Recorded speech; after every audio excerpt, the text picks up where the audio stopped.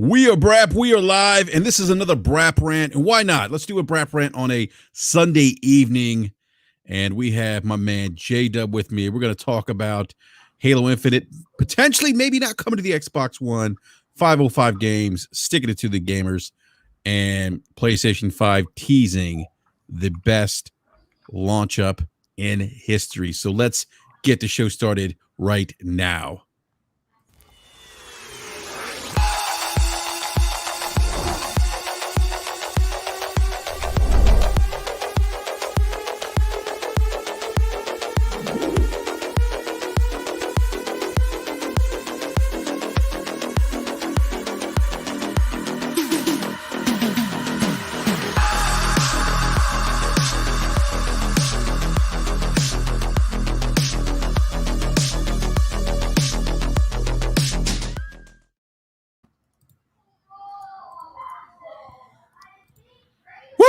All right, we are live. It's good to be back. Another BRAP rant. Love that intro. Got my man J-Dub with me. What's up, Jay? Yo. What's good? What's good? Not much, man. Jay, can you turn up your mic just a little bit, sir? Let me do that. Just a little bit.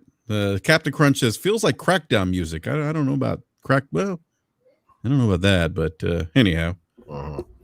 What about now, man? Can you hear me? Yeah, I can hear you, man. Wow, everyone in the live chat, can you guys hear J-Dub okay? I just want to make sure that we can hear him loud and clear. And let's see what the chat says. All right. Yeah. So I was kind of on the fence about doing a BRAP rant this weekend because wanted to, I don't know, just kind of like all right, thank you. Neo Y says, yep, mics are good. Just wanted to I can hear greatness. Yes, greatness. We can all hear greatness. By the way, guys, hit that like button, subscribe, hit that bell notification so you know when we go live. But yeah, I wasn't sure if I was going to do a BRAP rant, and then Jay and I were kind of chatting this weekend. I was kind of like, yeah, I might do one. Jay's like, let me know. So at the 11th hour, decided on this glorious Sunday evening to do a BRAP rant with J-Dub. So Jay, welcome back to BRAP, sir. Man, it's good to be back as usual. Got some We got some hot topics to talk about. Some juicy. Oh yeah, we have some juicy topics to talk about. So, and you know, as I mentioned before we went live, there's some rumors circulating that Halo Infinite will not be coming to the Xbox One. We're going to talk about that. And Sony teasing that it will have the best launch lineup ever for the PlayStation 5. And 505 games, kind of sticking it to the consumers as it relates to next generation upgrades. It looks like every other developer, Jay, is actually doing this, right? Offering kind of a I guess a free upgrade. Is that what we'd consider it? Smart delivery, as Microsoft has coined it. Yeah, something that Microsoft pretty much created called smart delivery, and I guess Sony just backdoored and said, okay, we're gonna just call it the same delivery. So I mean, you know, it's just so 505 games is claiming the publisher is claiming it was impossible to offer Xbox Series X and PlayStation 5 versions without some players being left out. Yeah. Yeah. It's like how do the other publishers do with it, Jay? I mean, is there some secret sauce here that we're not aware of? No, I think it's more so 2K kind of started the thing with, okay, well, we'll raise the price by 10 points on NBA 2K, hoping that everybody else will rally behind them and you know, make extra money. So of course, you know, you're gonna have people. Some of them gonna take they're gonna bite, and then others just gonna be like, "No, we're gonna keep the price the same." It's kind of like a goodwill gesture. Well, and to your point, Jay, this is the ultimate edition of Control, so it's only going to be available for next generation consoles. But a lot of current Control owners are pretty frustrated by this. They feel like it's kind of BS, you know. Well, I'm not frustrated, and I'll tell you why I'm not frustrated. Because I bought Control on the PC and I bought it on PlayStation No, I take that back. I didn't buy it on PlayStation. I got it in PlayStation Now. That allowed it to download to my console. So I played it on PlayStation and I played it on PC. And I don't ever plan on playing that game again. I don't care what kind of Uber Super Edition they give me. If it was for free, what you should be a free upgrade, because it's not like it's a brand new game.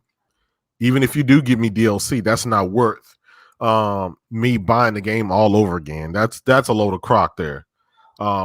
And I guess, Enrique, the biggest problem I have is gamers unite to boycott silly stuff, like exclusives, but I don't see a lot of people boycotting or having a big problem with these guys charging you for a whole new game. Because keep in mind now, if you have it on PlayStation or Xbox, even if you bought the Ultimate Edition on those games, you still have to buy, I believe you still have to buy the game again for the next generation consoles. Yeah. If you want that next generation experience, you're absolutely right. You're going to have to get or buy the Ultimate Edition of Control on Xbox Series X and PlayStation 5. Yeah. But okay, so here's the thing. If you're going to sit there and say there was blockers, right? Mm-hmm. At least clarify that. They don't even clarify what the blockers are. So no one knows what that means. I mean, it's like, what is that? Are we talking about offensive linemen? Are they blocking? Well, and another thing come to mind, right? Okay, well, I believe Control was in Game Pass. Yes. No, it was not in Game Pass. It wasn't Game Pass. Okay, it was on PlayStation Now. PlayStation Now. Okay, yes. Oh yeah, that was ironic. I remember that now. I'm just wondering, the people who got the game by those types of means, like some type of free service or some kind of subscription, would they be able to? Is that the reason that they want you to buy a brand new copy or not? I don't know. It could just be a money grab, but Control is not good enough of a game to me to warrant me spending extra money on DLC, let alone an all new game that's not a sequel or something. So yeah. Yeah, I mean, I don't know, man. It just doesn't.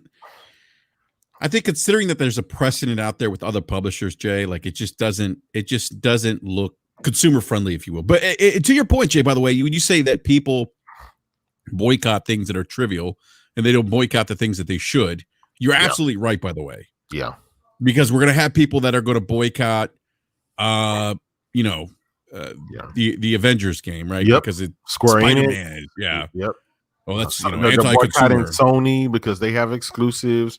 They're boycotting, Marvel because Spider-Man is, it's all kind of crazy. It's silly season for stuff like that. But when gamers really need to stick together and when they really need to boycott, nobody's there. Nobody shows up.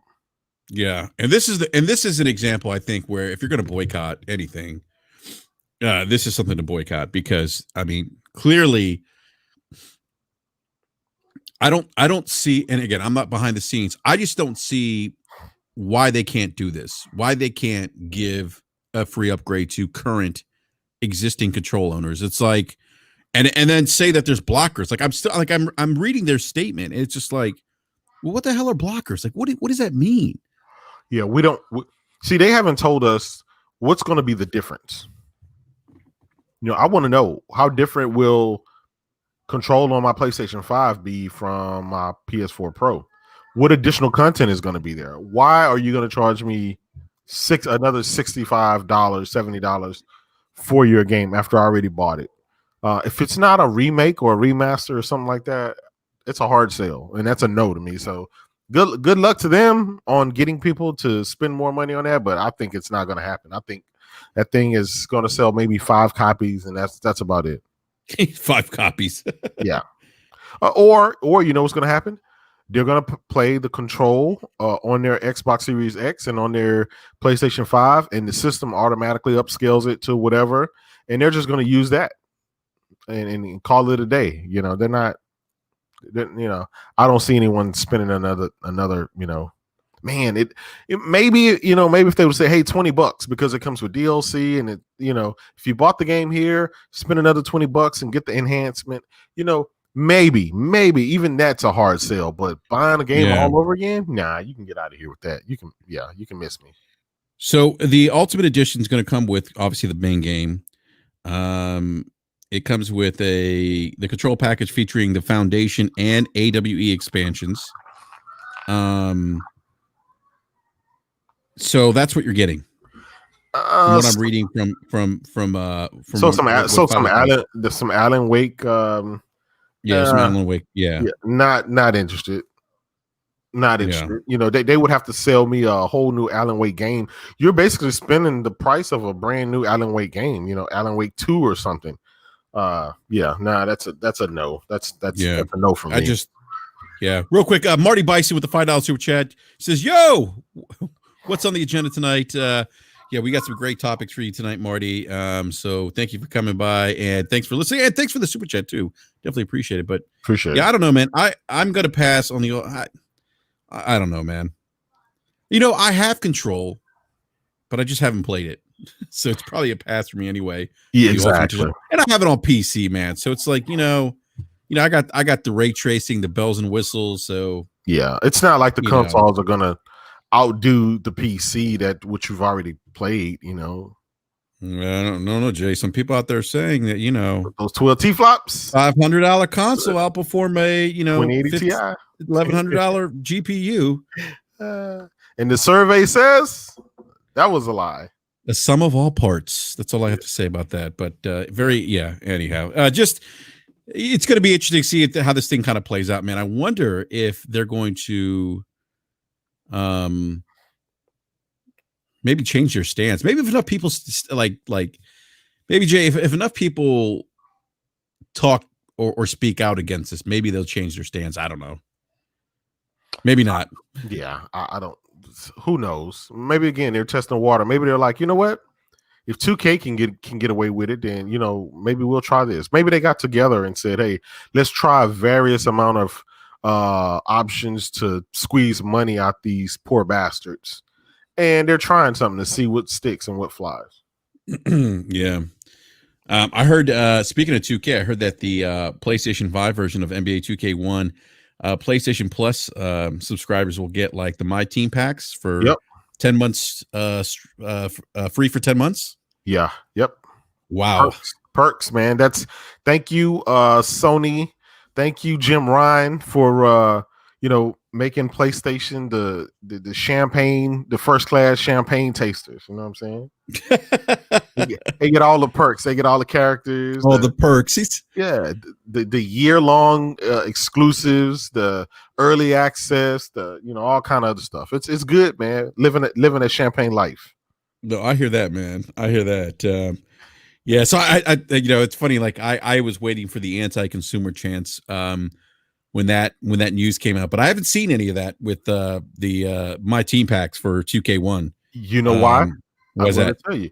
Because 2K and even Call of Duty, they're extremely popular games that most people enjoy. Therefore, those are boycott proof. And I think people pick and choose on games that they want to. For example, if I'm not interested in the game, it's easy for me to say, "Oh, I'm going to boycott it." Well, guess what? Most likely, I wasn't going to get it anyway. That's typically how it works. So what you're saying, Jay, is that people are frauding, basically. People are frauding. That's always been the case, man. Look at Madden, right? Mm-hmm. Madden has been the same game visually, gameplay wise, and everything else since 2005. Let's face it, it's the same damn game. All they do is add features, take features away, and then add them back the next and resell it to you with just a roster update. And guess what? The next Madden, the new Madden outsells the previous Madden. The same with Call of Duty. We've been here before. We know what it is, man. Madden, Call of Duty, games like that are boycott proof. People are frauds. They're just lying. The only time that they really speak is if it's an exclusive, something to Sony or something to Microsoft or something to Nintendo. Other than that, they're lying. They won't boycott it. They won't care. You know what's funny, man? It's a very interesting take, Jay. There could be something to that. I mean, like, hey, if it's easy to say, hey, I'm not going to boycott or I'm going to boycott something, I have no intention buying. But a game as popular as 2K1, there's not that same energy. Exactly. So that's Kali says Sony's treating consumers like VIP. I will say this, they really are. Graphic God says, nice thumbnail, Brap. You got skills, boy. You know what? I have a great teacher, and I'll just leave it at that, Graphic God. Big shout out to Graphic God, by the way, who put together the thumbnail that we're using this evening. And also the intro for Brap Show. Yeah, Jay, just always love having you, love the work that you do for us, man. Definitely appreciate it. Yeah, definitely. Intro is fire. Thumbnail is fire. Salute. Yeah, you know what, Jay? I was going to ask you something, and I just completely forgot, man, as I'm reading the live chats. It'll come back to me. Okay. Xbox says Sony's anti-consumer.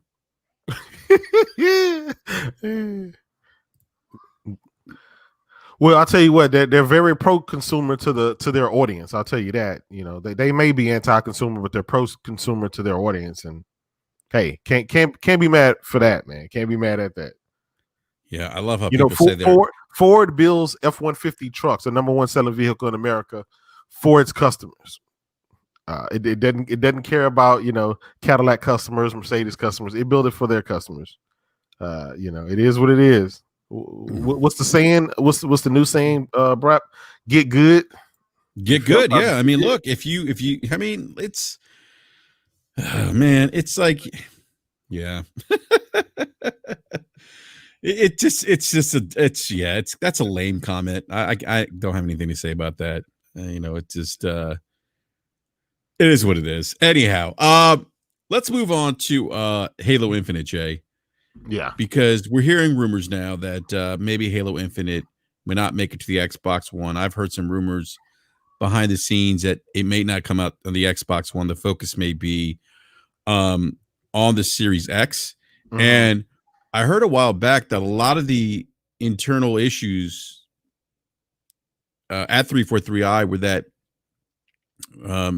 staff there wanted to solely focus on making the game, designing a game specifically for the Series X. And then when they got to designing 2 versions of the Series X and Xbox One, they didn't realize how difficult it was to do both. Now, we know about the delay, 2021.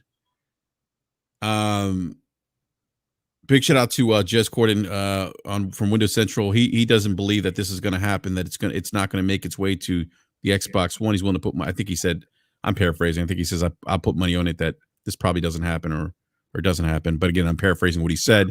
I agree too. I don't, you know what, Jay? I don't think that I don't think this game is going to I don't think this game's going to make it to the Xbox One, in my opinion. Well, I differ, and I'm going to tell you why. I think it's going to make to the Xbox One because this game was supposed to launch within 2.5 months from now. These consoles are launching in November, right? It's already the end of August. I mean, it's basically September right now, right? So we got October and November. We're looking at 2 months, maybe a little bit less than 2 months, right? This game was basically done.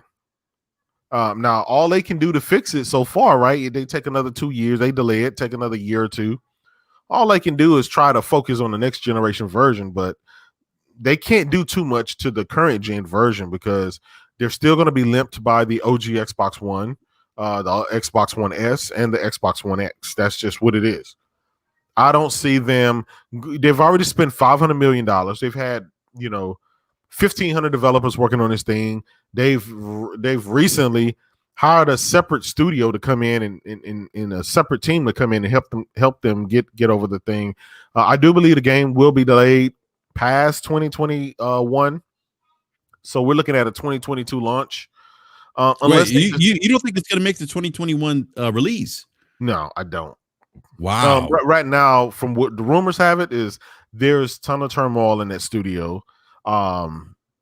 It's a mess. Now, they could do one thing. They could release the current gen version and just let the X Series X just enhance it or something like that, with the power. And then they'll say, okay, well, we're working on this or we're working on that, and we'll enhance the visuals and add ray tracing later. That's what we're going to work on. But even when this game was going to launch in November, prior to them showing it to us, it wasn't going to have ray tracing. That means they weren't completed with this game. That means other modes. We haven't even seen multiplayer mode, right? So we're not even sure that the multiplayer mode was ready yet. We just don't know. But we know there's a ton of turmoil. Bunny Ross is probably to blame. Her and another lead on the studio on that team that it was a ton of turnover up high in that studio. So I don't know, man. I really don't know. Some people are blaming it on it's a new engine. They went from Unreal they went from some engine to this new slip space. Yeah, they went from Unreal 4 to slip space. Yeah. I'm like, look, man, it's kind of, I don't know, $500 million should blow your mind. And it didn't blow our mind. And there was nothing about that engine that made us think, it didn't look better than Gears. It didn't look better than Gears 5. Gears 5 was more impressive. And Gears 5 ran at 4K 60 and with all the bells and whistles, ultra textures and all that stuff for the Xbox One X. I just don't see this game being ready for a while. And now that it's not going to make launch for a console, they have no incentive to launch it any sooner. They're not going to get any brownie points for launching it in 6 months. They're not going to sell any more consoles for launching it in, next Christmas. So, yeah.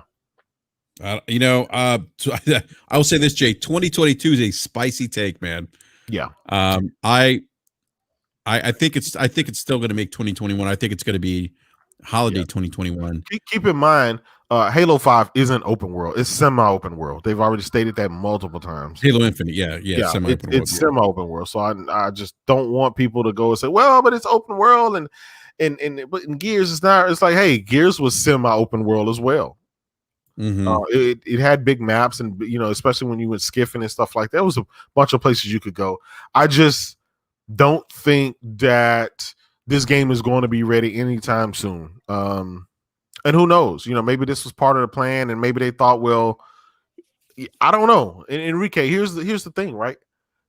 A year prior to them showing this game, a year prior, was there somebody that was sitting there actively saying, hey guys, this game doesn't look next gen, this game wouldn't show well? Somebody had to do some quality control. Somebody had to put their hands on the controller or see this visually. 3 months prior to them showing it to us, Phil had to say, he had to go to that studio and look and see what they had. He had to say, okay, well, this is fine. Something's fine. Somebody had to greenlight this stuff. Who greenlit that? Was it Matt Booty? Was it Phil Spencer? Who? It's a great question, man. I've heard things that some higher ups didn't even eyeball the demo until seeing it shown at the Xbox event. If that's true, that's not good. Listen, that's not good at all. That's not good at all. And I think that's a cop-out. That's an excuse. You should always know what your team working on. You don't have to watch over their shoulders, but every quarter, check in, see how things are going, because those games, this was your biggest game. You have a console coming out. You have to sell. You want something to launch with your console. Well, now this console is launching with nothing from the first party anyway. So, yeah, somebody had to know that.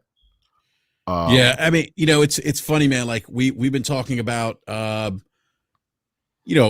Infinite quite a bit, recently, since the last month. Yeah. It's here it is. Microsoft was firing on all cylinders, nailing the messaging, the early reveal of the Series X, and then this Halo Infinite thing, just all the good work and all the goodwill that they've earned.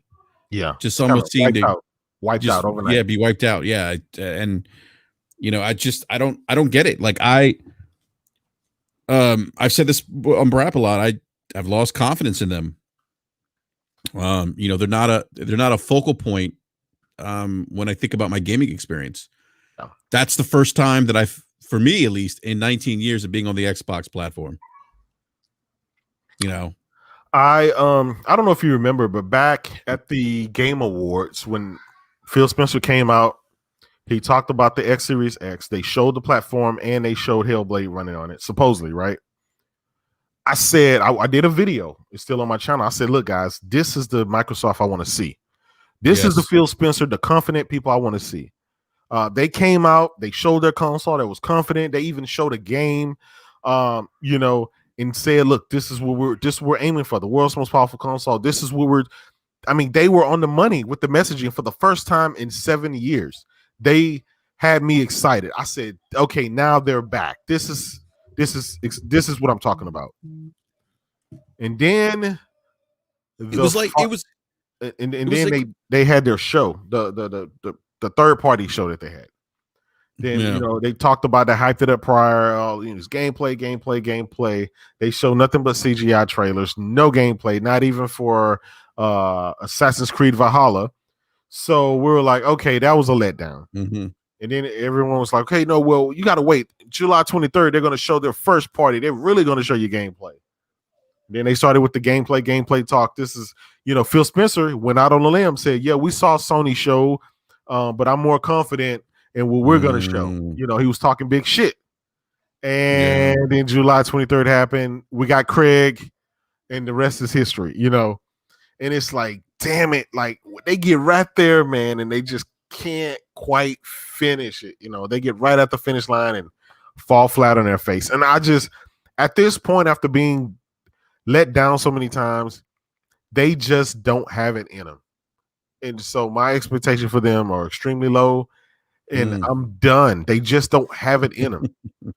You only had one job, and that's, your bread and butter, Halo, the infamous, would put Xbox on the map. The only reason Xbox exists is because of that particular game. Yeah, that's true, man. And you couldn't even Halo is equivalent to a God of War and an Uncharted and The Last of Us combined. Like, it was that big for its day, its namesake, right? Yeah. And they failed with it. So what do you have from there? You don't have Forza. Forza is really not even in production. It's in they say pre-production. So that's not coming anywhere soon. Gears, you just had a Gears a couple of years ago. You're gonna just get enhancements with that, maybe some DLC or something. You're nowhere near ready for another Gears. So yeah, that's where they are. And we needed them to accelerate and them to be successful, so that would push Sony to come out and feel like they had to prove something, right? Because competition creates competition. It creates greatness. If Sony doesn't feel any pressure to release anything or to go out and do what they needed to do, right? If they don't have any pressure to hurry up and release a God of War trailer or something like that, then maybe they'll sandbag a little bit, and that's bad for all gamers. And this is why we needed Microsoft to come through and show out like they did in December. But right now, it's a wrap, Enrique. I hate to say it, man, but this console is going to launch, and the power. But right now, they're advertising it as you're going to be able to play four generations of games, and it's like, we've played those 4 games before. We've played 4 generations. For the last 4 generations, we're buying the 5th generation for 5th generation games. So good luck to him, man. I really, my hat's off to him. I wish him well. I wish him luck, but they are not at the top of my list or radar. They're not. Look, man, I feel your pain, J-Dub. I really do. They're not on the top of my radar anymore, and that's crazy. For the first time in 19 years, I'm saying that about them, but I want to get the super chat from Replicant. $5 super chat says Halo Infinite is a walking disaster. Probably not the right time, but 343 leadership needs to go. Yeah, a lot of people have been saying that. I've heard that conversation quite a bit on the Twitters and on other podcasts too. That there's a leadership issue there, and there could be, very well could be. We'll see if there's changes, man. We'll see if there's changes soon. But Enrique, here's the thing, right? Even if there are changes, even if they let Bunny Ross go or the other guy go, right? I'm not advocating for letting anybody go. The damage is already done. That's not going to change the fortune of Halo, right? It's not. It's Yeah. only going to cause lower morale because you're going to have to start over with a new team, with new people under him and stuff like that that they can trust. And this game is possibly going to get delayed more. At this point, man, they needed this game for launch. It's not going to be at launch. So they put it tentative date 2021, maybe 2022. I don't know, man. I don't know. That's hey, they got a problem. That's what happens when you only have 2 or 3 games that you rely on for the last 20 years. You needed more. And I asked this question again. If you took away God of War, Uncharted, and The Last of Us, right?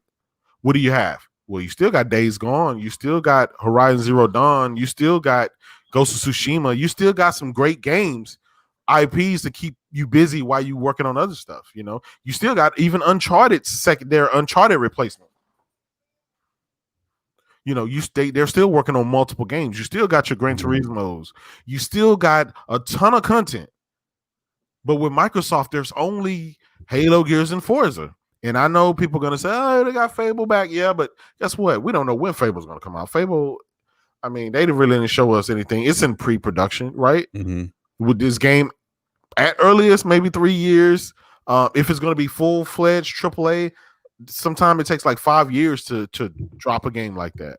Yeah. No, if it's going to be some Game Pass, some quick, small fodder or something like that, you can drop it in 2.5 years.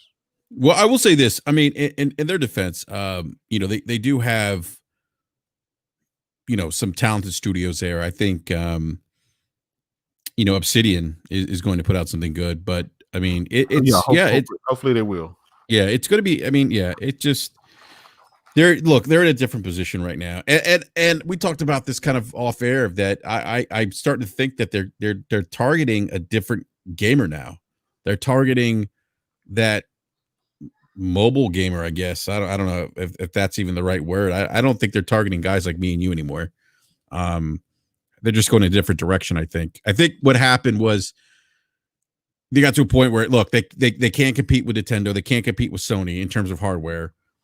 So they're going to pivot and they're going to play to their strengths as an organization, as a company. And there's nothing wrong with that.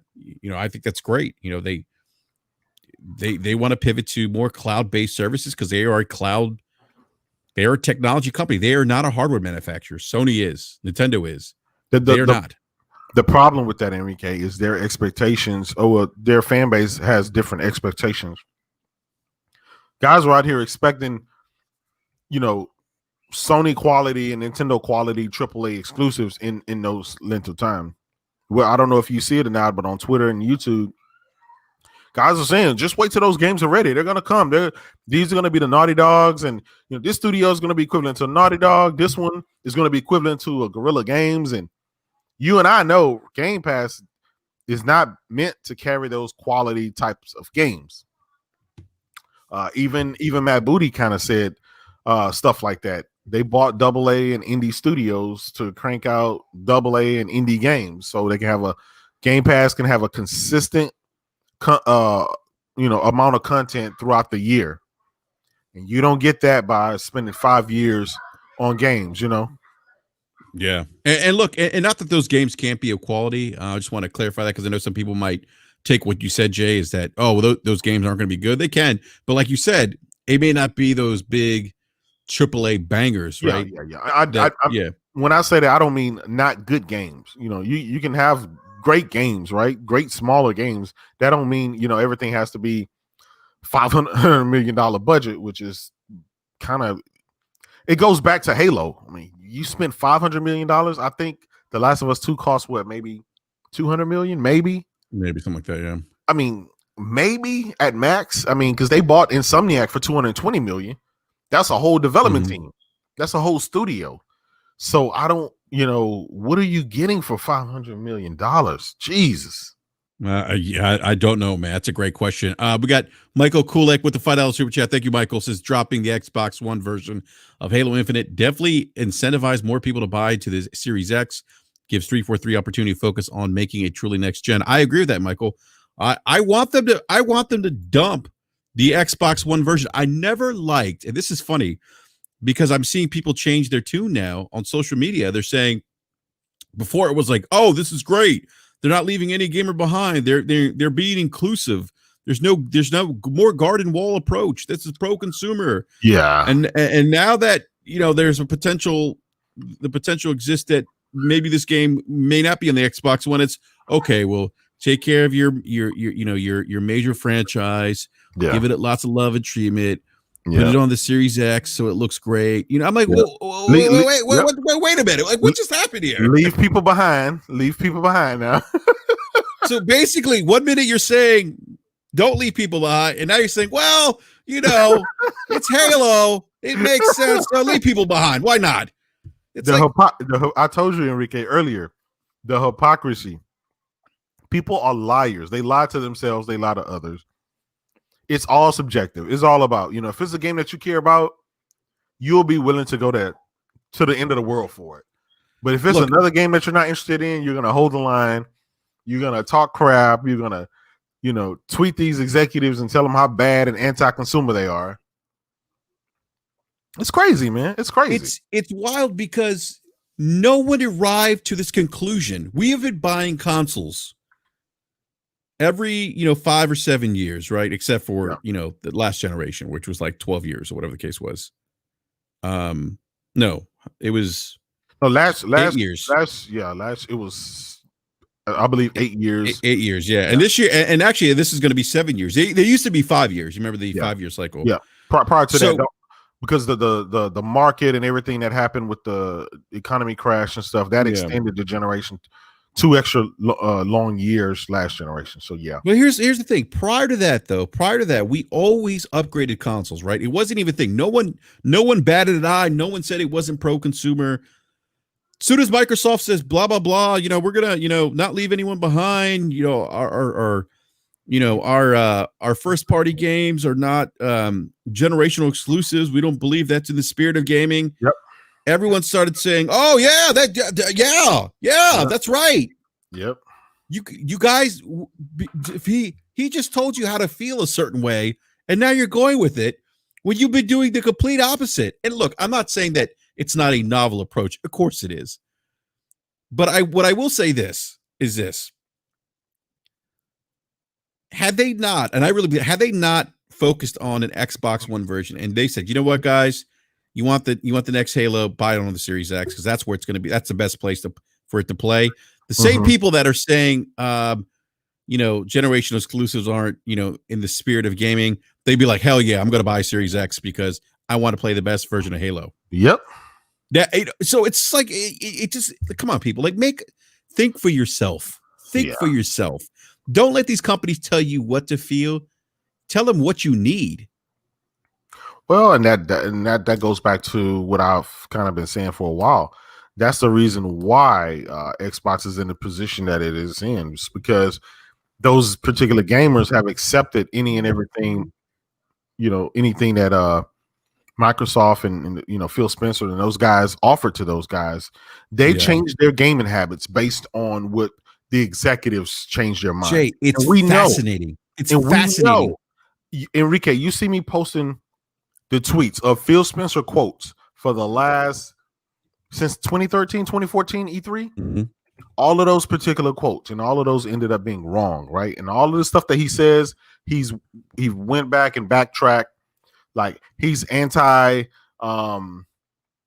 he's anti, what do you call it? Console war, but then he'll turn around and say something or do something. He's against exclusives, but then he'll get on Nintendo's show on their Animal Crossing, and then he'll tell them how their exclusives are so great. And he, just all this hypocrisy consistently, and guys still, I don't know, man. It goes back to that thing. After it's said and done, after this generation is over, and you look back and see what Phil Spencer's resume is, what has he accomplished? And a lot of guys are going to go out on a limb. He really messed up. And it's like this guy, they fired that guy 4 months after launch, right? Yeah, I will say this though. He has 2 generations. When Phil has, go ahead. In fairness, J Dub, Phil has turned the ship. Now we can debate whether or not he's the person to still captain the ship, and into the future. let's. I mean, okay, he's turned the ship, right? I believe he's turned it now. What direction? I don't know. When Dunny D, you know, and I listen, I'm not the biggest fan of Dunny D, the Matrix, but at least I remember back in his time frame, right? We had Titanfall exclusive, Dead Rising exclusive, Sunset Overdrive exclusive. We can keep going. Sony owns now. Yeah, we can keep going. We can keep going with all. No, I get your point, Jay. Like I do. I really do. Right. I want to get the super chat real quick, Jay. All right, I'll let you finish your thought here. Silverback, the $2 super chat. Thank you, Silverback. Says bots expect because Phil said so. We all got to follow. Oh my goodness. Go ahead, Jay. Finish your thought, man. We got one more if you want to get that super chat. Oh yeah, go. Here we go. Yep. Michael Kulik with the $5 super chat again. Thank you, Michael. Says that business strategy always concerned me when they first announced it for the first party portfolio. Never felt right. You know, Michael, that's a good point. It didn't feel right to me either because I'm like, I want that something new. Like I'm smart enough to know that there's a difference between scalability and design. And Optimus Code talked about this and was beating this drum. And I think people still don't even listen to him or even, you know, take into consideration what he's saying because there's you can't scale design. You just can't. You can't. And like me and many other people, we want new experiences when we buy these new consoles. You know. But yeah. Anyhow, great point, Michael. Jay, go ahead, finish your thought, man. We're talking about Mattrick and it's you know, and I get they changed the strategy. But I look at Nintendo, right? And I say, okay, well, these guys had a failed console within 2 to 3 years, and they said, look, man, we're not just going to give up and do this and do that. What we're going to do is get back on the horse. We're going to cancel this console, come out with another console, release some great exclusives, and get back in the game. And they sure did. And they were able to come back and all in the same generation. And now they're in second place, which is crazy. In only 2 years, they were able to 2.5 years. They were able to surpass Xbox. The world's weakest console, mind you, right? So it wasn't about power there. It was about the games. Dude, it's never about power. It's never been about power. That's what I keep telling people. It's always about Jay, you and I have been doing this for 3 decades. Time, man. Three decades. Yeah. We got look, between us, there's like combined, there's 6 decades of gaming knowledge on the podcast. Yes. So you have come to the right place to get wisdom from Jay and I, because we've been gaming collectively for almost 100 years. Yes. It's crazy, man, if you think about it. Right. But we've seen it all, Enrique. We've seen it. And one thing that I noticed, right? Nintendo has always had a ton of different competitors. They've all come out with better gimmicks, Sega. More power. They've come out with all kind of different things. But Nintendo has always been able to outlast them, right? Even being the weakest console, because they had that seal of approval. They had the exclusive games that people loved and enjoyed and wanted to play. They had the Zeldas, they had the Marios, and so on and so on. And they give you different variety of those, and people keep coming back because they're good quality games, and they have a large variety of them, right?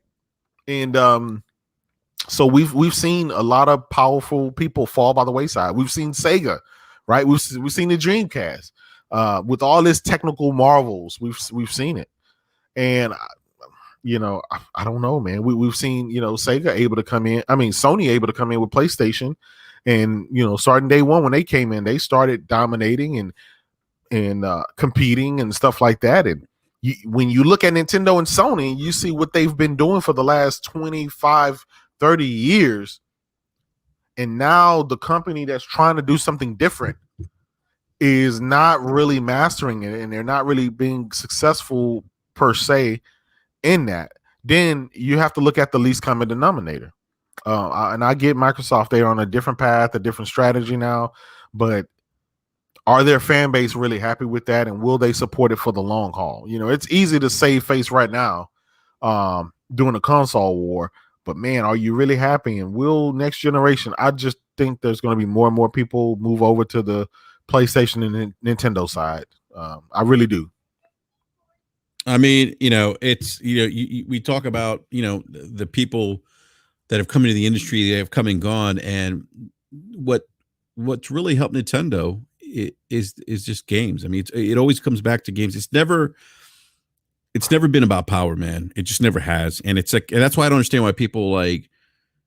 I see people argue about teraflops. Oh, PS5 only has 9 teraflops. Whatever the case is, right? Yeah. Irrelevant. That's irrelevant because that doesn't matter. It's about games. It's always been about games. It's like it's the reason why Nintendo's been doing this longer than anyone. Yeah. I mean, it's the reason why Nintendo was able to rebound from the disastrous Wii U launch. Yep. I mean, if you have games, you can overcome a lot. Gamers have short memories if you give them bangers. I agree. But if you don't, I mean, this is the end result. It's just, I don't know. I agree, man. 100%. Yeah. Jay, I do want to. Speaking of games, I do want to pivot here to. By the way, I'm looking at Twitter here real quick. Optimus Code. Speaking of design scalability, Optimus Code was. I think he was getting into a conversation with someone, and he's like, "I've explained this game design versus scaling stuff lots of times already, because I have zero obligation to re-explain it to every new buffoon that comes along preaching the same bullshit." Shout out to Optimus Code. We love you, Code. Shout out to him, man. Hey, he when he was going in, he was explaining the technology and about development to them, they didn't want to hear it. They told him to shut up and sit your old butt down. And now you see it, and it affects Halo, and now everyone wants to. Well, what were you saying again? And it's like he's like, man, I'm not trying to explain that crap to you guys again. I did already. Yeah, it's yeah. I mean, and Code. Let me tell you, Code is an OG. He's been gaming a very long time, and he was a game developer at one point in his career. Yeah. We have a super chat from Erodimus for the $5 super chat. Thank you, Erodimus. Appreciate it. Says, for two guys that don't like Xbox, sure do like to talk a lot about them. It's like being a Cowboys fan, always talking about the Eagles. That's too funny. Yeah, Erodimus, you got to remember something. We talk about Xbox because we were big Xbox fans for a long time. We was Xbox guys last generation. Yeah, we were. I rocked. Look, I'm probably more Xbox than some of the people in the chat right now. I was an Xbox Live beta tester. I bought the original OG Xbox on launch day with Halo. I mean, so I talk about them this way because I know they listen. Here's what you don't realize. They listen to podcasts. So, I want them to hear that, hey, here's a guy, here's a gamer who was an Xbox Live beta tester, who loved being part of your ecosystem, but you guys kind of lost because you didn't put out really good content. Yeah. So yeah, that's why we talk about it. We, at the end of the day, if Xbox starts putting out tremendous AAA content, new franchises, and they deliver just quality gaming experiences on a consistent basis, at the level of like Nintendo and Sony, shit, I'll be back. I'll be singing their praises. Yep. I'll be singing their praises without a doubt. Yep. Look at this other super chat. But thank you, Rodimus. I appreciate it for that super chat. We got Michael Kula again with a $5 super chat. Thank you, Michael. Says, would love to know if Phil pushed 343 in that position. The other studios don't seem to be doing the whole cross-gen thing. That's an interesting point. Who knows? I'd like to answer that. The reason go ahead. why the other studios aren't doing it's because their games aren't going to be ready for 2 to 3 years. And by that time, Microsoft had already moved support. So I think Phil has already went out on a limb and said that they're going to keep supporting it for the next 2 years. All the previous gen, the Xbox One consoles. So you're not going to say that a game that's not going to be done until 2023, 2024 will be supported on the Xbox One, because guess what? They're going to drop that support in about 2 years, according to Phil Spencer. So that's why the other studios aren't doing the whole cross-gen thing. It's because by then, Xbox One support has already been moved on, and they're already focusing on the long-term stuff. So, yeah. Jay, I've also heard internally some studios aren't necessarily thrilled by the extra slack, if you will, or rope that 343 is afforded. Wow. Yeah. Wow. Yeah. Yep. Because think about it. If you think about this, right? The previous games that got delayed and stuff like that, what happened? Phil and them, they pulled the plug. Lionhead Studios, what happened? They pulled the plug on Fable. They pulled the plug on Scalebound. They pulled the plug on various numbers of games, right? J-Dub, real quick, J-Dub. Go ahead. Yeah, I was going to say, speaking of Scalebound, before I forget this, so who was it? Oh my God, what's her name now? Why am I forgetting her name? What the heck's her name? She's a podcaster. Huh? Oh, yeah. Alana Pierce. Yeah. Yeah, so Alana Pierce actually more recently on the I forget what they have an Xbox podcast now that she does on Kind of Funny. I think it's like is the Xcast or something? I forget. But she said that she had heard that that the issue with Scalebound had to do with Microsoft wanting Platinum to use the Unreal Engine, and Platinum had not had experience utilizing or using that engine before, and didn't think they could actually make the game using that engine because they had no experience at all working with the Unreal. Yeah, and Microsoft was pushing them to do that, and so that's something that I have never heard that before. I don't know if that's 100% true. Just something she mentioned. I think that she'd heard. Yeah, she mentioned it on the. I think it's called the Xcast, if I'm not mistaken, on Kind of Funny. Yeah. So, but go ahead, man. Yeah, I just that wouldn't shock me. That game is probably one of the most anticipated games from PlayStation guys, from Nintendo guys, and from Xbox guys, and that one got delayed. But the games that should have been delayed, like Crackdown 3 and stuff like that, man, they let them spend all the time and money they want. And that's why I always question Phil Spencer. As the leader, somebody has to have some kind of say-so or feet on the ground, or ear to the ground of what gamers really want. When you question him about VR, he's always saying, well, nobody's asking for that.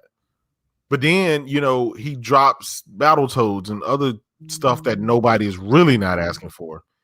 And so it's like, man, we would love to play a Halo in VR. We would love to play Gears VR. We would love to play, some of these exclusives and multi-plats, Beat Saber and stuff like that on Xbox. And they should, right? PlayStation is getting Minecraft VR. That's an Xbox game. That's a Microsoft-owned game. Yeah. But Sony guys are getting the perks on that. So that, as an Xbox guy, I kind of feel a certain type. I would feel a certain type of way. Luckily, I have a PlayStation for that. So, yeah. No, I mean, look, you make some good points here, man. Like there's some trivial things that they release that people don't ask for, and the things people do ask for, they don't release. Like Alan Wake, right, being one example. By the way, we have right now 154 viewers. Thank you guys for coming by. Just say thank you, ladies and gentlemen, for coming by and hanging out with us on BRAP tonight with my man J-Dub. And please look, we have 155 people here watching. That like only button. 37 likes. Hit that like button. Let's go. Come on, man. Stop being lazy. Hit the like button. Come on. Hit that like button. Let's go. Let's get to 100 likes right now. Let's go. If y'all want J-Dub to shut up, hit that like button. Yeah. All right. Speaking of games, I do want to pivot here to look, Sony is being very aggressive with the PlayStation 5. We know that, right? We know that they are not done showing games. They have more game reveals. Apparently, it's supposed to be something next week, I think, maybe. Yeah. Some kind of PS5 news, I think, this week coming up. Yep. So Sony's basically teasing. They're saying that their range of PlayStation 5 games is the best lineup in history. Is the best lineup that we've ever seen in the history of PlayStation. Hey, that's a bold statement. Woo! That's a bold statement. That is a bold statement. And let me tell you something. I will say this. They better look.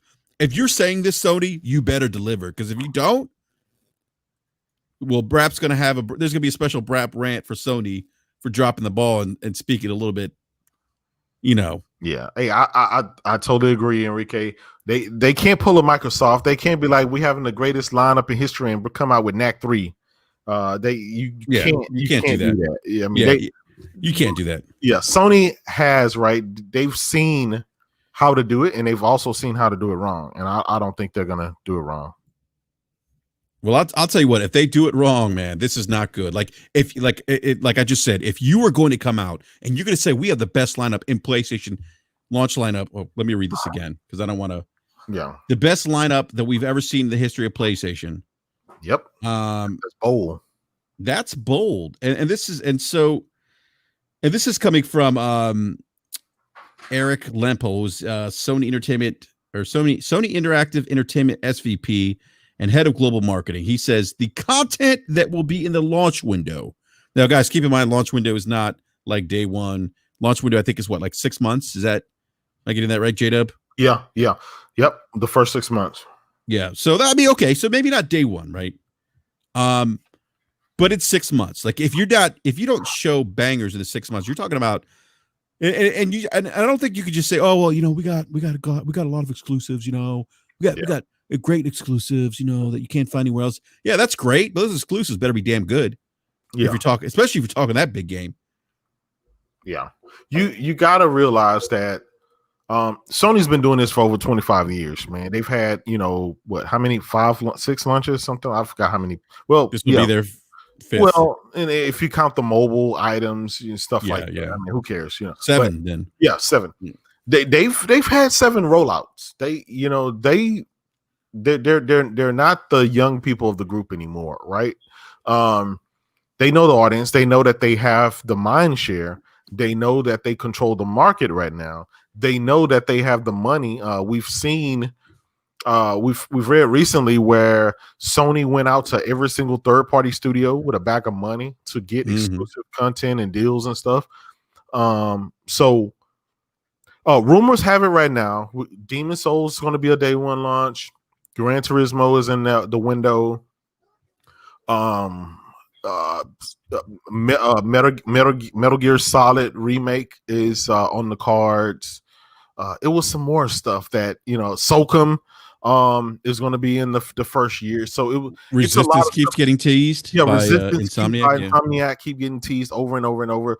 So Sony knows how to pull your heartstrings, man. And then we got your God of War, right? They're going to come out with with the God of War, and then we have Uncharted's secondary game, right? They killed Uncharted, and they started on The Last of Us 2, and then they got the whatever the Uncharted replacement is. Supposedly, it's I forgot what the rumor of what type of game that it was. I'm not sure if it was a first person type game, some space or something. I don't know, but we'll see, man. And it sound good. They have the floor to themselves, basically. They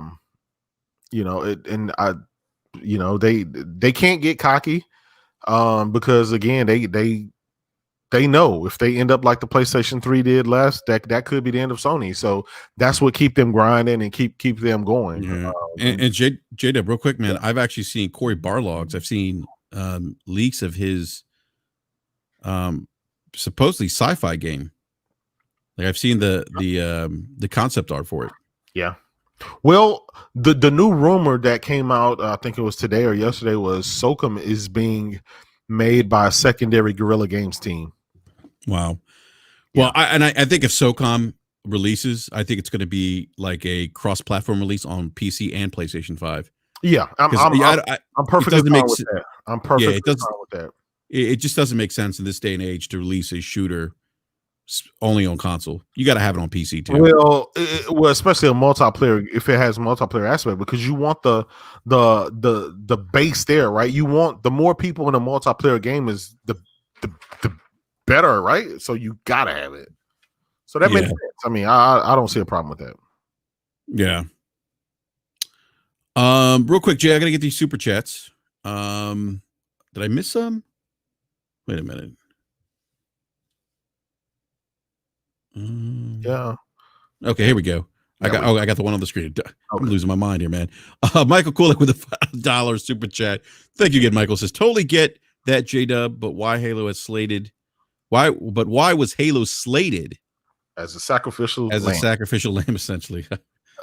Because they already used Gears. Gears was already pulled the trigger on it. Yeah. Right? And And I believe from what I hear that the Forza Horizon team was making a new game. So, and the Forza Motorsports Turn 10 is doing something. You know, I don't know. So I don't know. I have no clue. But we do know that Forza, the new Forza, is going to be next gen only. So that means that game is probably not coming out for another two to 3 years. Yeah.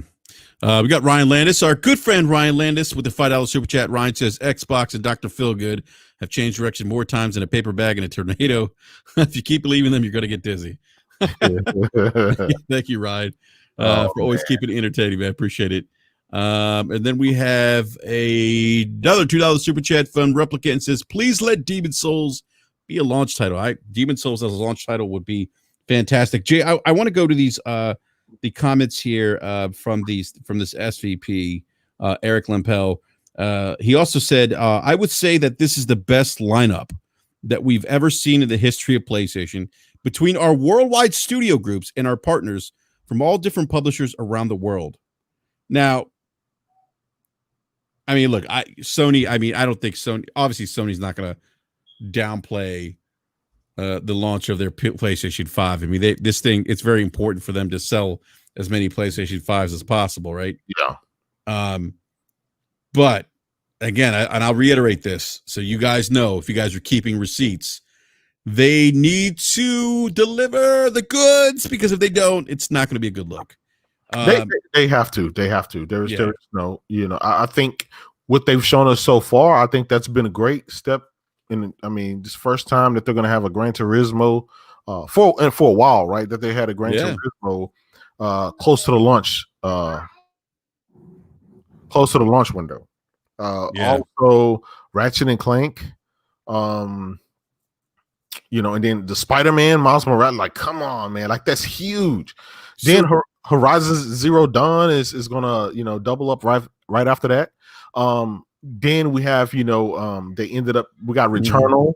They bought Housemarque, the creators of Resogun, that did extremely well this generation in the beginning. So yeah, on top of the third-party deals like the Call of Duties, the FIFA, and stuff like that. I mean, it's gonna be bananas, man. It's gonna be bananas.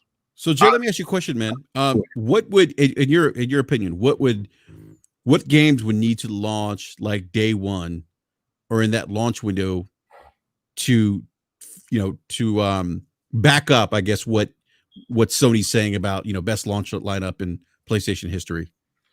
I'd say like something, Spider-Man has to be there day one, right? Okay. I think so too. Yeah, and I think Miles Morales will be there at launch title. And I'm pretty sure they're going to have a theme console with that. They just know people going gaga over it. That would do amazing. I mean, that would do amazingly well. So you got your Spider-Man. That's going to be probably your biggest title. What else that would come day one? Demon Souls. That's going to get your hardcore guys going. I don't think they need 5 or 6 first-party exclusives day one. I think they need maybe 1 or 2. And then they got the marketing deals for third party. And then, you know, 2 months later, maybe sometime in January. Oh, yeah, we got Hitman coming in January. And then you got that game, Kenna. Yeah, they got Kenna, The Devil Inside, and some of the other games that they have. But I'm focusing more towards the first party. I think Spider-Man, got to have Spider-Man. Dark Souls or Demon Souls probably going to make that day one too. So that's 2 games.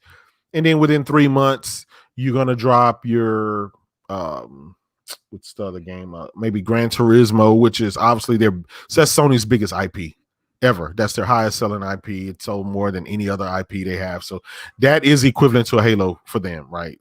That's their bread and butter. PlayStation 1 game all the way to now. So that's going to be huge. That's going to do amazing numbers. Even if their side piece, the Gran Turismo Sport, sold 10 million copies already. And it was a side dish. It wasn't even a mainline Gran Turismo. So imagine what Gran Turismo 7 is going to do. Hey Jay, so you mentioned Hitman.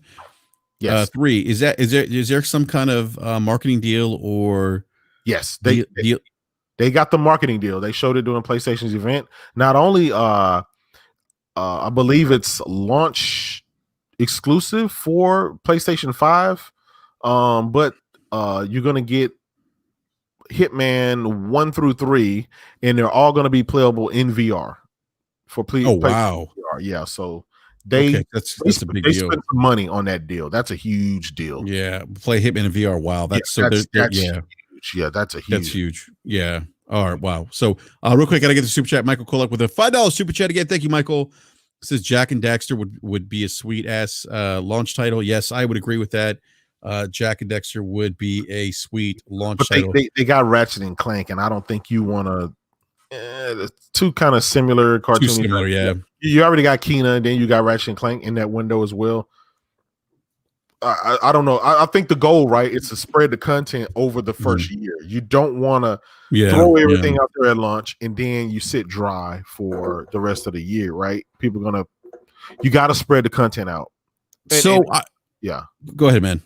No, I was just saying you got. Then they got the 2K deal, right? They got NBA 2K. That's another huge deal that they got. So, and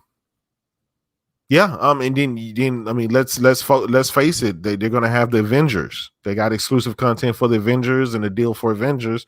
So you got a bunch of third party, right? It's not just first party games that they have to satisfy, but their third party partners, like the 2Ks, the Maddens, the Call of Duty, and all that stuff.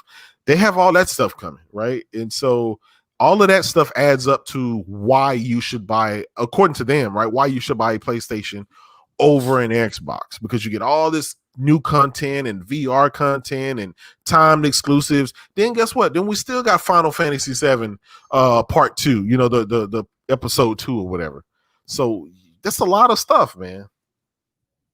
Yeah, and you know what, Jay, I will say that, I agree with you. They got to spread the content out. So I think, obviously we'll get Miles Morales at launch. I think that's going to be a launch game.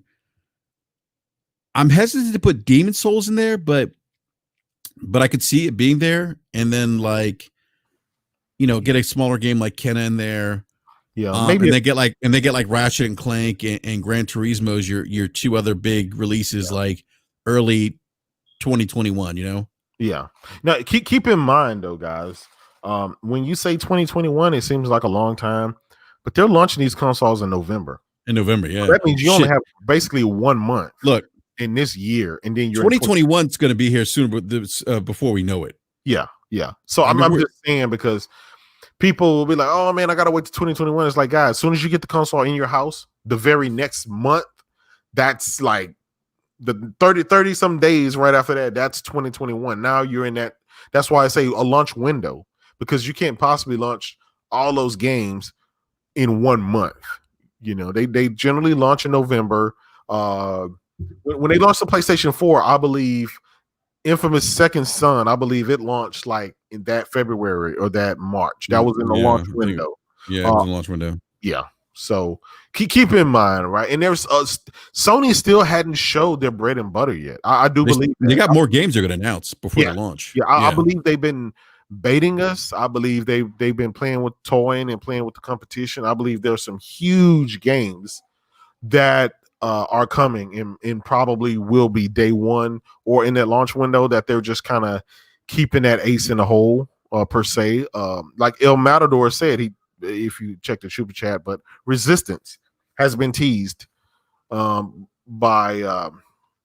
Insomniac. So is it Insomniac Resistance? Yeah, Insomniac. Yeah. And speaking of Matador, let's get a super chat real quick. El Matador 809 with the $5 super chat. Thank you, Matador. It says Resistance incoming. Insomniac Games paying devices already.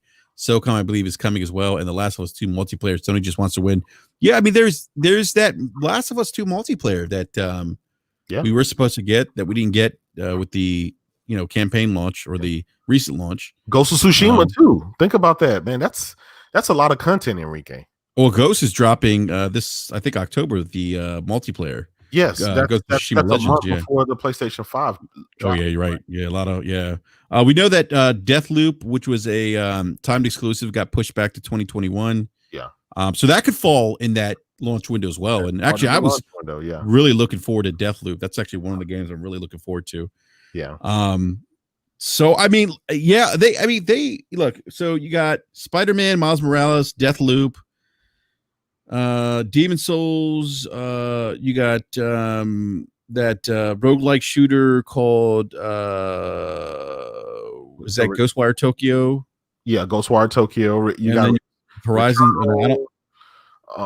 Yeah, you got Return. Horizon's not going to come out, I don't think, during the launch window. Which one?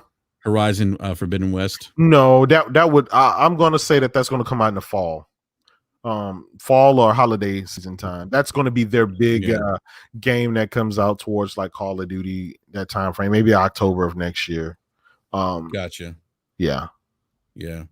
That's because that is a system seller. Yeah. I agree with that. Replicate the $5 super chat says high profile enhanced backwards compatible games at launch, e.g. God of War, Last of Us 2, Ghosts, all with 60 frames. I mean, yeah, I mean, that could be, another way they kind of dangle that the carrot in front of people. Hey, you want to play God of War and all of its glory on PlayStation 5, 60 frames? I mean, hell, I'd go back, assuming they don't charge me for that game again. Yeah. But yeah, I mean, I could see people going back and playing those games on the PlayStation 5 for sure. Yeah. Keep in mind, a lot of guys, they think that every time these games launch, it's going to take 5 years in between in order for you to release a sequel. And that's not true. When you think about it, they've already built the engine. They already have the assets, the the ultra high assets. It would be easy, and it's going to take them much shorter time to drop a sequel than they would versus building everything from scratch. Like God of War, right? They have the story already there. They have the high assets there. All they have to do is just finish part 2. So I think maybe, who knows, maybe next E3 we may see when God of War is going to release. We may see that. They may be a 2022 game. And I'd go out on a limb and say it probably would. Yeah. Some of the live chat says why. Hold on a sec here. I gotta find this. Who was this? Give me a sec here. Is it Mogwai? He said why Microsoft hadn't shown that they can actually manage studios. Oh man. No, it was Erodimus said like something about Sony not being why is Sony not at Gamescom this year? Yeah, they're not there this year.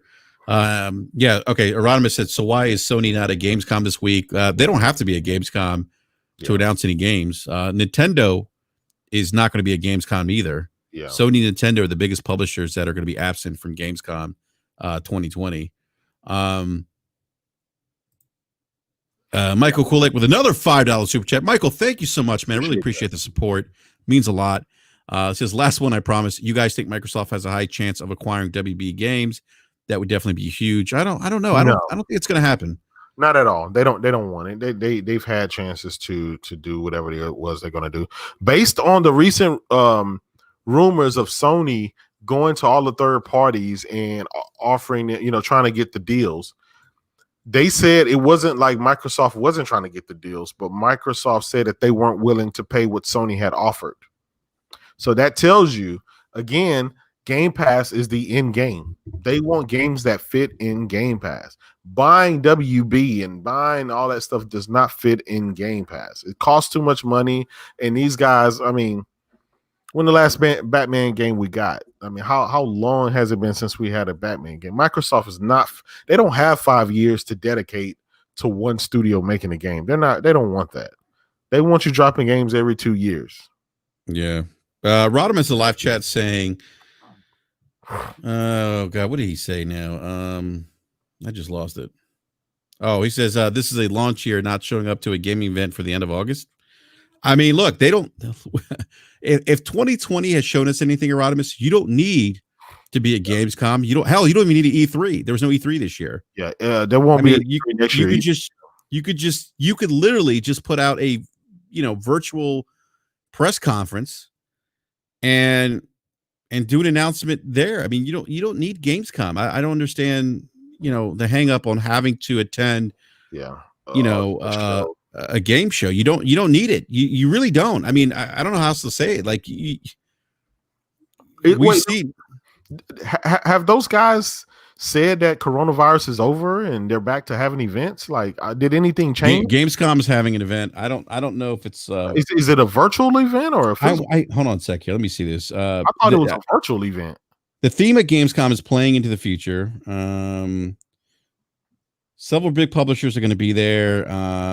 Xbox, Bethesda, EA, Ubisoft, Nintendo, and Sony haven't been announced as publishers that are participating in Gamescom, so that we could probably assume they're not going to be there. I don't know if it's going to be virtual or not. That's a great question. I would probably imagine that it's probably going to be virtual. Here we go. The event will take around. Let's see. The event will take place around the same time as the start of the school year. In many federal states at the end of August. COVID-19 is also okay. No, what's blah blah blah. It's Thursday, I believe. It's Thursday, and Jeff Keighley. Yeah, unfortunately, many schools in Germany are still too poorly equipped to consistently into serious games. And wait a minute, games said, which is what the hell's going on here? It doesn't say. Yeah, I would imagine. Again, I don't know for sure, but given that we're in the middle of a pandemic, I would say that this is probably a virtual event. You know,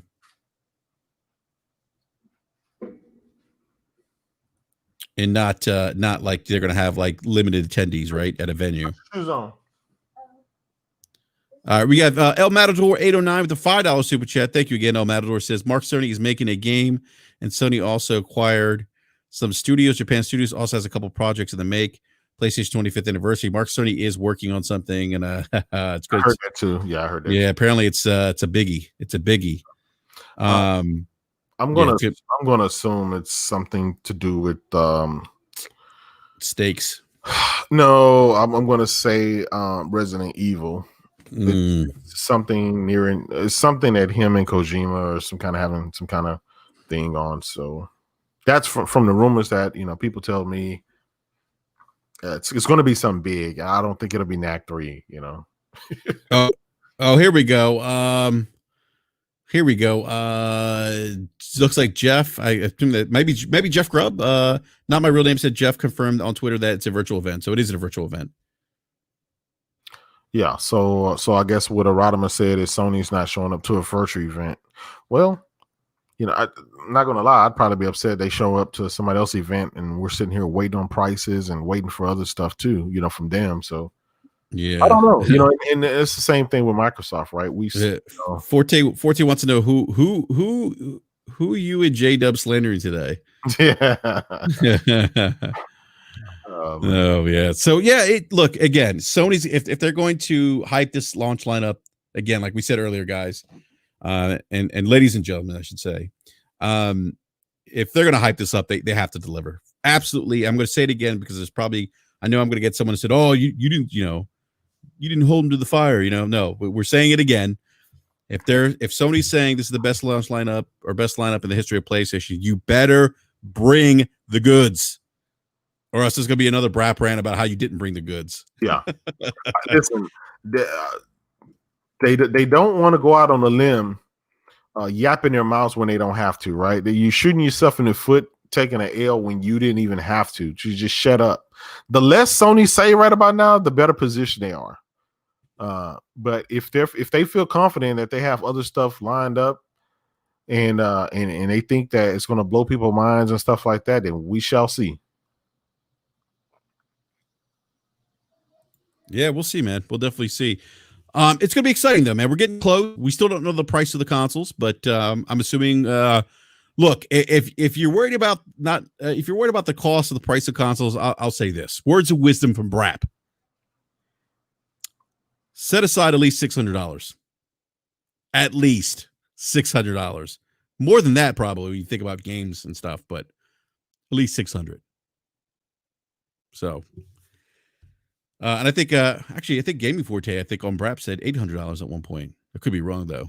Well, yeah, you probably need $800 because you're going to get the system, you're going to get a separate controller, and you got to get the games, and anything else, you know, you saw the headset you're probably gonna want, the stand and everything else. So I mean, just that display that they showed with all the accessory and everything, that's $1,000 there. So yeah, Forte did say save $600. Yeah, I thought Forte had said that on a BRAP rant or BRAP.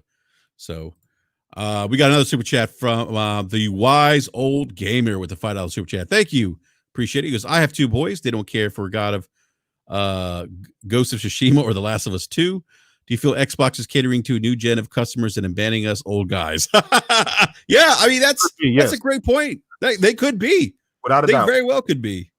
I totally agree with what he said, without a doubt. This is the generation. The new generation is the generation of Fortnite, Roblox, Minecraft, and you know, stuff like that. You know, Valorant, stuff like that. It's I hate to say it, but yeah, we are the old guys now. They're probably not going to cater to us. Yeah, we're the hardcore, and we're going to get their console and stuff like that day one. But the masses, it seems like they want to make the money on the software and services side of things, not just that one-time wham bam, thank you bam type thing like what Sony and Nintendo are going for. Yeah, and I'd say that's where Microsoft's done a tremendous job with, you know, pivoting for the future, because I do think that's where the future is going. They're in a great position, you know, in that regard. And then we got another super chat from One Typical Latino. $2 super chat says, thanks for the show. Hear everything on my way to work. I appreciate that, One Typical Latino. And by the way, we have 259 viewers right now. Please hit that like button. Let's hit that like button. Appreciate the support. We only have 61 likes. Anyhow, all right. Jay, that's all I have, man. That's it for my rant, for the BRAP rant. Good, man. Had a great show. Some really important topics, and you know, we got everybody's comment from the chat. So yeah. Wise Gamer says, BRAP, how do I join? You mean like join the show? Like, I'm confused. Trying to figure out what he means there.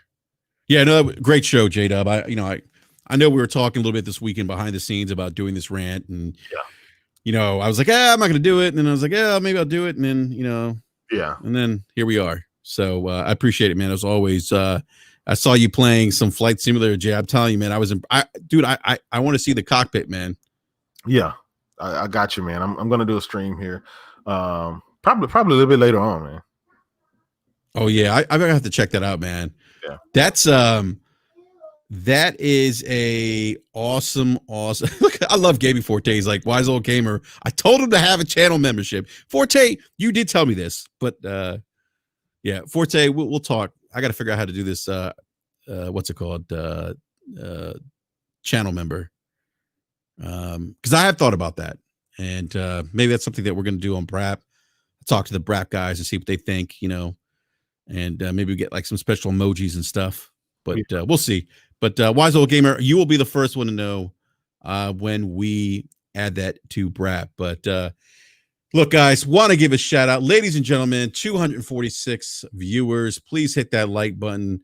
We love that you come out and hang out with us and watch us live. Really appreciate the support. It means a lot to us. It really does. Gamescom's coming up this week. It's going to be a virtual Gamescom. Hopefully there's some exciting news coming out of Gamescom. And this Thursday. Yeah, this Thursday. So I cannot wait for Gamescom. And yeah, Jay, I want to say thank you again, man. I appreciate it, man. Thanks for coming through. Anytime, brother. Anytime. Absolutely, man. I want to give another shout out to my man Jay Graphic for putting together these new thumbnails that we have. And you know, he's going to be working on some more stuff for us. We're thinking about doing an outro for BRAP. We got the intro down, but we're thinking about doing the outro. So keep an eye out for that. But if you need any kind of thumbnails, avatars, hit up my man Graphic God on the Twitters. He does great work. And yeah, just really appreciate the stuff he does for us. Forte says this what did he say? Okay, I don't know. All right. Big shout out to Forte, by the way. He's also a panel member of BRAP. Forte, always great to see you in the live chat, sir. He's also a panel member of the Scumcast, and he's on Boom's channel as well. And he's also a panel member on the Crossfire podcast, which I was a part of this Friday as well. It's Mooch's channel. So great to see you in there, man. On that note, guys, we are out. J-Dub, thank you again. Jay, let everyone know they can find you. And if you're streaming, man, Flight Simulator, let everyone know what time that's going to happen and where they can find you on YouTube. Will do, man. You guys can find me on YouTube at my channel, J-Dub for you. Go ahead and go there and hit that like and subscribe button. Hey, man, I'm almost to 1,000 subs, so I appreciate all my subs. Also, you can find me on Twitter at JDubCity16, trying to keep you guys laughing with the gifts and the memes. You know what I mean? Again, all for laughs. Buy everything, play everything, whatever makes you happy. Do it. You know what I'm saying? Yeah, J-Dub, by the way, really does. I know a lot of people give you crap, Jay. They think you're a toxic fanboy, but you play everything, man. You're on Xbox, PC, PlayStation, Nintendo. I mean, and you, sir, are a hardcore gamer. I've seen your setups for certain games, man, and yeah, there's no you got credentials. Yeah, man. I give Microsoft a lot of shit only because I want them to be great, and I want to be able to move on to other, but there's a lot of content there, right? There's a lot of jokes to be had. There's a lot of things. So that's why, a lot of my tweets and stuff like that are about Xbox, trying to, get some laughs out of you. I know some of you guys, oh my God, he's toxic. I can't believe he said that. But it's like, man, come on. It's all funny games. It's all jokes. It is jokes. I've known you for a couple years now, Jay. And I know like behind the scenes, man, like you're playing like Forza, you're playing Flight Simulator right now. You play everything. Yeah. At the end of the day, you gravitate towards games that provide you good experiences. Yeah. But yeah. All right. And want to give a big thank you everyone in the live chat. Thank you for joining us tonight. Please again hit that like button. If you're new, subscribe, hit the bell notification so that you know when we go live. BRAP will be back this coming Wednesday night at 9 p.m. Eastern Standard Time. And we're going to have some great topics to talk about. We'll definitely be talking about this weekend's DC fandom and some of the new game announcements. Gotham Knights, the teaser trailer for, oh my God, now I forgot it. Why am I forgetting name? Dude, I'm getting old, man. Something's up with me. The Justice League, oh man, what's Suicide Squad. Suicide Squad, yeah. That's what I was thinking, yeah. That I always forget that stupid. Yeah. It's my old age, man. But we're going to be talking about that and some other gaming-related news. So on that note, everyone, enjoy your Sunday evening, and we'll catch you next Wednesday, 9 p.m. Eastern Standard Time. On that note, we're out. Peace. Peace. World premiere.